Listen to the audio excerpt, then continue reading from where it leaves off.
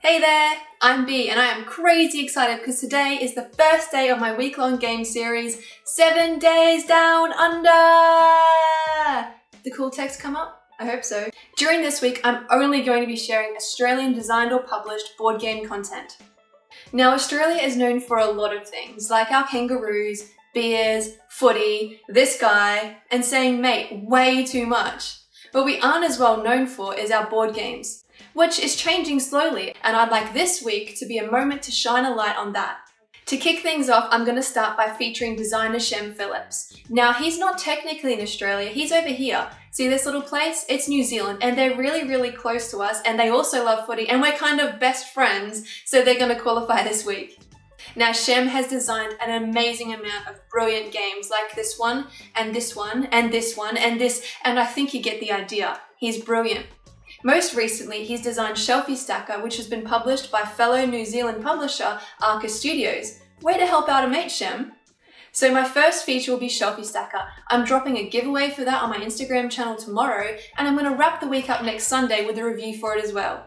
Next, I'm going to hop onto Australian soil properly and feature Good Games Publishing. Now, Good Games Publishing is run by fellow Aussie Kim Breback, who has also designed some games, but more importantly, he's published a ton of cool Australian games.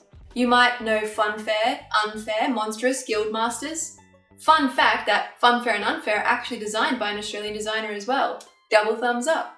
Most recently, he's published Land vs. Sea, which is also designed and illustrated by an Australian. So my next feature will be Land vs. Sea by Good Games Publishing. Next on my roster is Half Monster Games, who are an Australian indie board game publisher. It's run by Jack Ford Morgan and Callan Davis, who are super involved in the board game community. They run board game groups often, and they also have a board game consultation group for up-and-coming Australian designers. Now, Jack Ford Morgan is also a game designer. He's designed and published games like Trust Me I'm a Superhero, Trust Me I'm a Doctor, Trust Me I'm a Board Gamer. Wait, no, that one's not real, but hey, great idea, right? From Half Monster Games, I'm actually going to be featuring Virtual Reef Diver, which is an educational card game about our underwater world. After that, we're going to be heading deep down into the indie Australian board game scene where some big, brilliant ideas are being born. I'm going to start there with Signature Board Games, which is run by Adelaide-based and all-around awesome people Michael and Cynthia.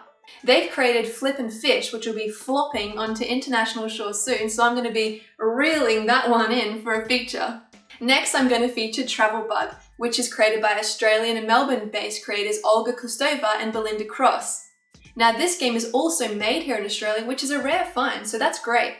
It's a Ticket to Ride style game based here in Australia, and I think it's a great educational resource for schools and families. And to finish off this scorching hot week here down under, I'm going to be featuring Phil Walker Harding, who is easily one of our more well-known and famous Australian board game designers. He's designed games like Barron Park, Silver and Gold, Sushi Go, and most recently Super Mega Lucky Box and Neoville. I'm going to be featuring Barron Park because it's the only one of his games I actually have on my shelf, which I really need to change, right? So we'll be taking a trip to the Bear Park, which also happens to feature koalas, though just quietly, Phil, koalas aren't technically bears.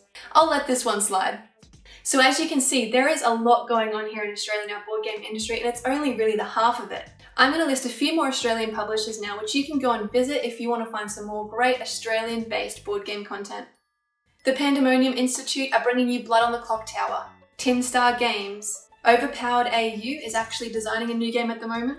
We have Animals. Grail Games, who have successfully kickstarted a game which kind of features our infamous bin chickens. We have Great Games, Nerd Games AU, Cheap Sheep Games over in New Zealand as well. Joff Games, Shill Mill Games, which brought us Australia. We have Red Genie Games, Burger Up, published by Rule and Make, and Farts and Fairies, who donate games to children in hospital.